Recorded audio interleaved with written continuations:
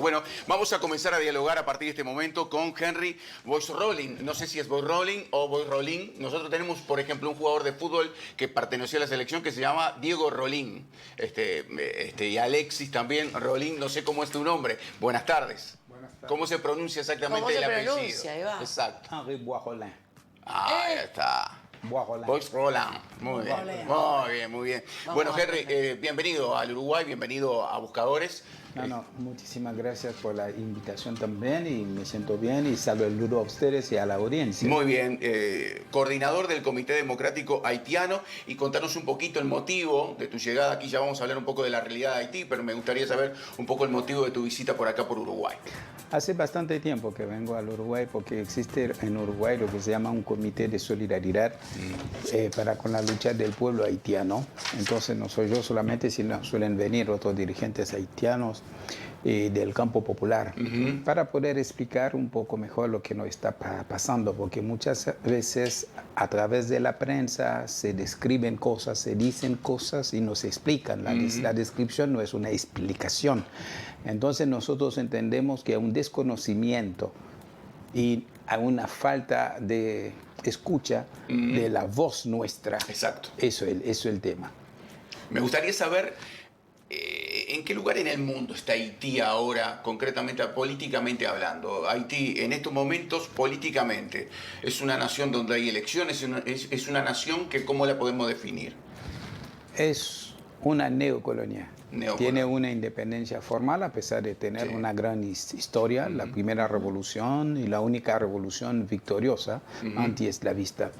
A pesar de todo eso, pero desde 1915 hasta 1934, con la primera ocupación militar norteamericana del país, se transformó a nuestro país en una perfecta neocolonia de ellos.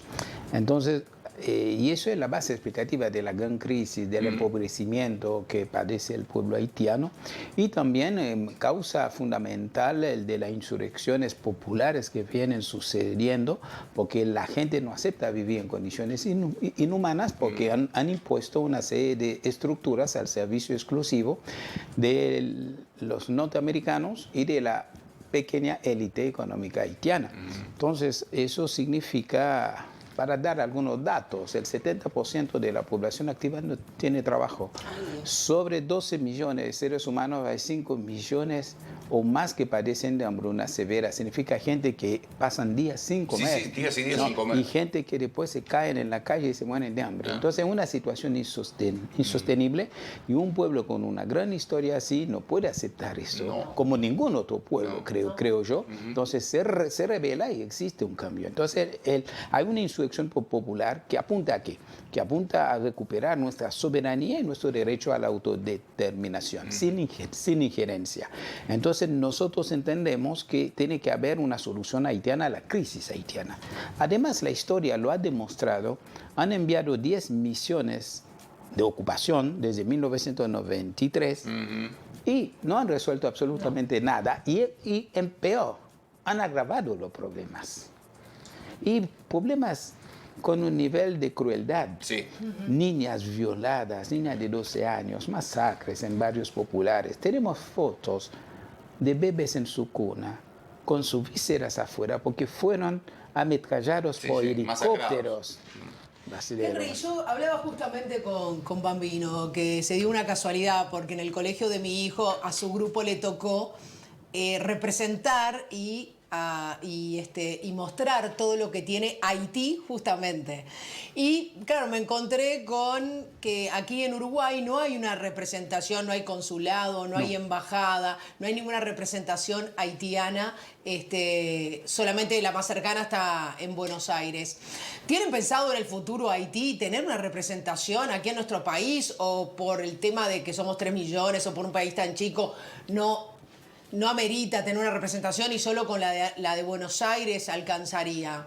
Bueno, en primer lugar, creo que eso no depende solamente de Haití, porque para establecer relaciones diplomáticas no es una voluntad unilateral, sino también tiene que manifestarse algún interés también de parte de Uruguay. Te podría decir también que Uruguay tiene representación diplomática en Santo Domingo, es decir, la otra parte de la isla, y no Y no en Haití. No. Pero yo creo que es importante poder tener una representación diplomática acá. ¿Por qué? Por el tema negro, por el tema afro. En Uruguay hay una comunidad afrodescendiente muy importante, afro-uruguaya muy importante, y a nosotros nos interesa esto, porque nuestra revolución, nuestra primera revolución, fue una revolución antiesclavista, anticolonial, antirracista también. Entonces a nosotros nos interesa sobremanera poder tener eso. Y además, en Haití, como hablaban de fútbol recién, el país está dividido fundamentalmente en dos, y hay una tercera hinchada, también es la de Uruguay, principalmente Brasil, Argentina y Uruguay. Exacto. Entonces se divide así. Entonces, hasta en el fútbol también hay elementos muy importantes. El carnaval de Uruguay, si bien es diferente al carnaval nuestro, ¿Tiene pero su similitud? exactamente, hay una impronta africana un poco que sí, nosotros sin duda, encontramos sin en duda. eso, si bien los tambores que tocan acá son totalmente diferentes allá, pero la raíz africana se nota también. Entonces nos identificamos, además somos países hermanos en Latinoamérica. Si bien Uruguay es mucho más grande territorialmente, pero en población no. No, tiene 3 millones contra 12 millones. Exactamente, pero Haití, ¿sabes cuál es la superficie? 27.750 kilómetros cuadrados, Claro. nada. Sí. La densidad sí es mucho. Y hablabas de una lucha, de una revolución para pelear, ¿no? Bueno, por vivir bien, ¿no? Por que surjan los derechos que parece que no, en este momento no los tienen. ¿Cómo va a ser esa lucha? ¿O cómo está siendo esa lucha? Bueno, esta lucha ha adquirido distintas formas. ¿Por qué? Porque cada vez para poder reproducir el sistema neocolonial, los que manejan ese sistema han implementado golpes de Estado, dictaduras, invasiones, a veces directas de ellos, o sino a través de las representantes. Claro. La única elección limpia y honesta en la historia, en nuestra historia, fue el 16 de diciembre de 1990, donde ganó el padre Jean-Bertrand Aristide. Pero 7 meses después le dieron un golpe de Estado manejado por los Estados Unidos. Entonces hay grupos que empujan hacia una dirección que es la organización de elecciones limpias, para que el pueblo decida. Hay otra orientación que dice, no, tenemos que recuperar nuestra soberanía, nuestro derecho a la autodeterminación, si no, no vamos a poder organizar ninguna elección limpia, y en caso de organizarla, vamos a tener el mismo problema que en el año 91, cuando derrocaron al presidente Aristide.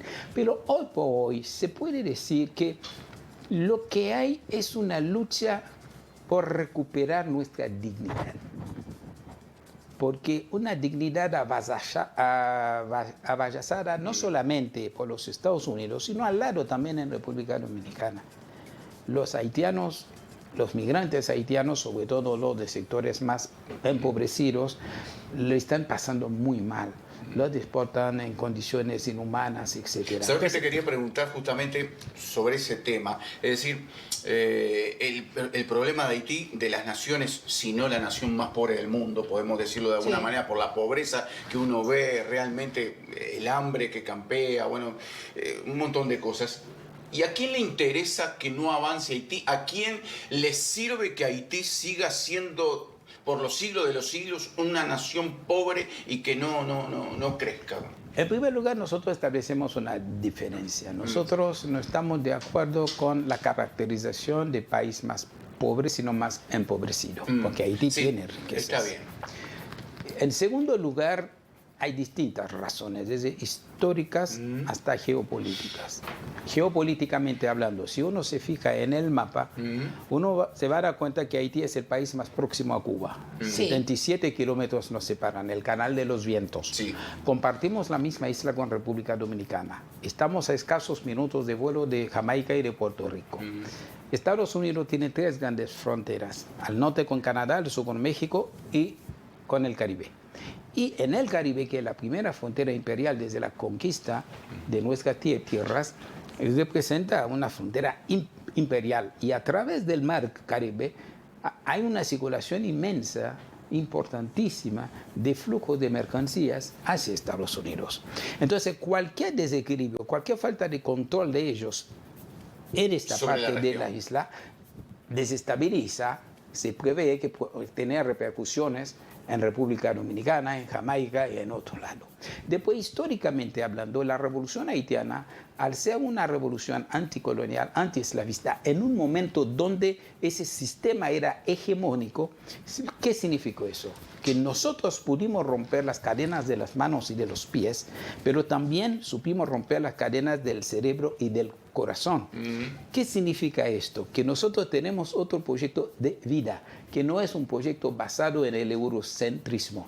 Nosotros tenemos otra visión, no diría cosmovisión, cosmovivencia. Es decir, hay otros elementos. Entonces, el proyecto de libertad no es lo mismo una libertad, igualdad y fraternidad como planteaba Francia en su revolución en 1789, sino era otra cosa, porque era otra existencia.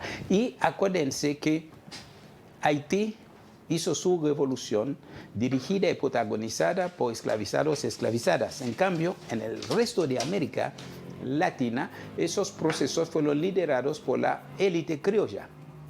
Eso es una singularidad. Y el mundo, estando todavía dominado por esos sectores que se aprovecharon de la esclavitud, porque no hay desarrollo del capitalismo sin la esclavitud, porque eso representa un elemento fundamental en la acumulación originaria del capital. Sin esto hubiese sido imposible. Entonces había que marcar al mundo que esta revolución tiene que fracasar. Entonces hay una voluntad también, es decir, no se puede ver el tema, ese ensayamiento en contra nuestro solamente de manera económica, haciendo un reduccionismo. El racismo entra y también el saqueo de nuestras riquezas. Claro. Usted dice justamente que Haití es un país empobrecido y justamente comparten la misma isla española junto con República Dominicana, y República Dominicana es uno de los países que se está desarrollando mucho más rápido. ¿Por qué no pueden ir de la mano con ese desarrollo de República Dominicana estando tan próximos dentro de la misma isla? La pregunta es muy importante y real. Yo te diría hasta los años 60, Haití estaba a la par y un poco más que República Dominicana. Y también no hay que exagerar las cosas. República Dominicana, no sé si ustedes han viajado ahí. Sí, sí, sí. Yo viajo a República Dominicana desde pequeño. República Dominicana es como nosotros ir a Argentina. Es lo mismo. Yo pongo un pie acá, estoy en Haití, pongo un pie acá. Santo Domingo es donde todo comenzó, el primer hospital, la primera calle de piedra. Lo que sí es importante ver que es el rol que asignaron a Haití en la División Internacional del Trabajo. Ese rol no es otra cosa que país productor de mano de obra súper barata. Entonces, las inversiones se hacían más en República Dominicana o en otras partes y expulsaron a muchos haitianos ahí a cortar caña de azúcar en Cuba, en República Dominicana, etc. Hay más de 800.000 haitianos viviendo en República Dominicana, si no es más. Entonces, había que verlo, no hay que ver solamente el tema Haití, concentrándonos únicamente en razones nacionales o internas. Hay que ver cómo gira el mundo. Es decir, este mundo, como dice Ballestein, este mundo está dividido en países centrales y países periféricos. Y a nosotros nos han colocado con el neocolonialismo en la periferia de Santo Domingo. No, en la periferia de la periferia. Exacto. Entonces, pero no hay que crear realmente que lo que se ve es decir, comparar República Dominicana con Haití en este momento, ellos pueden tener un PBI 6 o 7 veces más, que no es nuestro, pero la pobreza en República Dominicana, yo conozco, también. No hay que fijarse en Punta Cana o en la zona de Eduardo, en Santo Domingo, claro. Etcétera. Pero no, incluso en Santo Domingo, yo invito a la gente ahí a Duarte y ahí se va a dar cuenta de una serie de cosas. Entonces, incluso, es como también en el Uruguay mismo, yo he visto gente durmiendo en la calle, ¿no? Y Uruguay es un país que puede dar de comer a 30 millones de seres humanos, sin embargo, se ven esas cosas. Entonces, yo creo que hay un problema que hay que ver siempre, cuál es el sistema sobre el cual una sociedad se produce y se reproduce. Entonces, el descalabro que se profundizó en Haití, sobre todo a partir de la dictadura de la familia Duvalier, claro. de padre, hijo, Sí, que sí, va el presidente vitalicio, 50 años más. 29 años y pico, padre pasando el poder a su hijo, decretándose presidente vitalicio.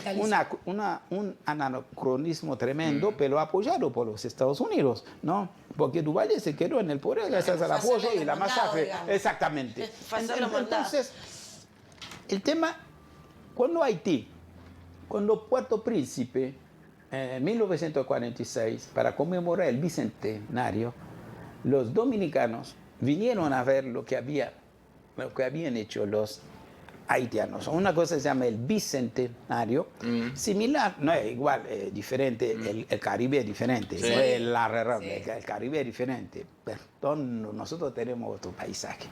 Mar no es que sea feo, ¿no? Lo que estoy diciendo, pero tenemos otra cosa. Entonces habían construido un bicentenario similar a la, con distintas cosas, etcétera, y una feria internacional. Y habían venido para ver y copiaron lo que habían hecho los haitianos ahí para poder hacer eso en Santo Domingo. Ahora, no siempre Haití fue así. Entonces hay un proceso histórico y político de dominación. Además, las clases dominantes haitianas son clases... Hay un desarrollo capitalista muy raquítico que depende exclusivamente de lo que dicen los norteamericanos, los franceses o los canadienses, ¿no? Entonces no hay... En este momento, y hace varias décadas, no hay inversiones reales. Y también hay una imposibilidad a través de golpes para que haya la instalación de un gobierno popular, un gobierno que responda a los intereses del país. Siempre han manipulado elecciones. Es lo que ha servido la MINUSTAH, la última misión militar, donde desgraciadamente participaron argentinos, brasileños, uruguayos, etcétera, que cometieron masacres. Realmente fue una catástrofe, ¿no? Entonces, al tener esta situación, es evidente, al tener un gobierno que no responde a los intereses del pueblo, entonces... Es imposible. Te quería preguntar, vos como coordinador de este comité democrático, ¿podés ingresar al país? La lucha, es decir, ¿usted como movimiento político pueden estar participando dentro mismo de Haití? A veces puedo entrar libremente, a veces tengo que pasar por República Dominicana, a veces sí, a veces no. ¿Y por qué? Porque sos como una especie de refugiado, digamos. Sí, no, es decir, no tanto a mí no me gusta identificarlo así, sino hay momentos donde es importante estar dentro, importante los que estamos afuera, podemos tener esta posibilidad de hacer, escuchar otra voz ahí. Pero yo trabajo en constante contacto con organizaciones populares haitianas. Hay un acuerdo importante en ese momento que se llama Acuerdo Montana, firmado en el Hotel Montana, por eso se llama así, firmado por más de 1000 organizaciones políticas haitianas, sindicales, campesinas, barriales, feministas, ¿Y políticamente pueden participar o están prohibidos ustedes? No. Bueno, lo que pasa, si organizan sus elecciones, van a ser elecciones fraudulentas. Fraudulentas, exacto. Entonces el pueblo va a boicotear. Las 3 últimas elecciones fueron boicoteadas. Es decir, según ellos mismos, han participado el 22%. El expresidente que asesinaron, él fue electo con menos de 600.000 votos sobre un padrón electoral de 6.200.000, lo que significa que el tipo podría tener legalidad y no legitimidad. Claro. Entonces hay una serie de anomalías. Nosotros vamos a participar en elecciones cuando sean elecciones limpias. Ahí gane quien gane, tenemos que respetar como este todos los países juego. O en la mayoría. ¿Y hay previstas elecciones de aquí a...? Bueno, evidentemente en esas condiciones, con bandas armadas que masacran, etcétera, incluso no hay condiciones para realizar. Esas bandas que son bandas narcos, bandas de delincuentes. De todo, pero también la comunidad internacional con Estados Unidos tiene mucho que ver. Escuchen, yo hago una reflexión con ustedes. Haití no produce armas, no produce municiones. Y esas armas sofisticadas que vemos en manos de gente que ni zapatos tienen, evidentemente no pueden comprar esto. Entonces hay un tráfico que se hace a través de empresarios haitianos, funcionarios del Estado, y cuando sabemos que esas armas provienen de Estados Unidos, entonces Haití tiene un embargo de armas encima. Evidentemente acá hay una vista gorda que se hace, porque como los Estados Unidos no pueden controlar la salida, el control de sus puertos y aeropuertos donde no son, no es un revolvercito. Yo no puedo subir en un aeropuerto en Estados Unidos con un alicate y resulta que la vez pasada encontraron un ex militar norteamericano en el aeropuerto de Puerto Príncipe, la capital nuestra. En sus valijas tenía 2 fusiles de asalto. Entonces, es obvio. Y después la señora Lalín, que es la manda más allá, que es una norteamericana que dirige la Oficina Integral de las Naciones Unidas en Haití, cuando se federaron 9 bandas, ella dijo que eso está bien para Haití. Porque en vez de hablar con 4 o 5, vamos a hablar con uno solo. En vez de decir que hay que combatir a las bandas, no se puede permitir esto, lo que significa es grave eso. Tenemos un primer ministro actualmente, de facto, que está en su puesto porque esta señora mandó un tuit diciendo, tiene que asumir. Ay, entonces, ¿dónde está el pueblo? Claro. No, ¿Por no, cuánto tiempo cualquiera. más vas a estar por aquí, por Uruguay? No, yo vuelvo mañana. Yo Ya te regreso retirás. mañana. Y una pregunta, con el tema del turismo, Antes Haití era uno de los Sí. Por eso. lugares Destinos, favoritos, por eso. pero Destino turístico, hace sí. mucho. Ahora, lo que sí hay en enclaves, como por ejemplo en el norte del país, pueden entrar en Google, lo van a Sí. ver, se llama Labadí, que es un... Yo no conozco porque es muy caro ahí, dicen, para pisar nomás tienen que pagar $500. En Labadí, en el norte, donde llegan los cruceros, y llegan ahí, la gente entra, pasa el día o 2 días, no sé qué, se van, etc. Sí, Haití tiene lindas playas. no, además, por eso te Naturales. decía que Playas del también es Caribe. algo, el turismo, bueno, estábamos hablando de República Dominicana. Sí, sí, el sí, turismo es la misma. impresionante, Sí. ahí, bueno, por ese lado tal vez la Se economía... está recuperando, Haití ya pudo recuperar del terremoto del Qué 2010. pregunta difícil No. está haciendo, ¿no? ¿Cuál es tu nombre? Sandra Rodríguez. Mala, ¿no? No. Es decir, también es otra tristeza. En el año 2010, el 12 de enero de 2010, un terremoto, ustedes Sí. saben Sí, eso, claro, con sí, los eso muertos, sí. destruyó Haití. Horrible. Se formó una cosa que se llamó Comisión Interina para la Reconstrucción de Haití, la CIR, copresidida, cosa que no tenía que ocurrir porque la Constitución nuestra no lo permite, que una institución nuestra, en su cabeza podría estar un extranjero, pero fue copresidida por el expresidente norteamericano Bill Clinton. Yo no voy a decir, después que vayan, cuando tengan tiempo, entren en internet y van a ver.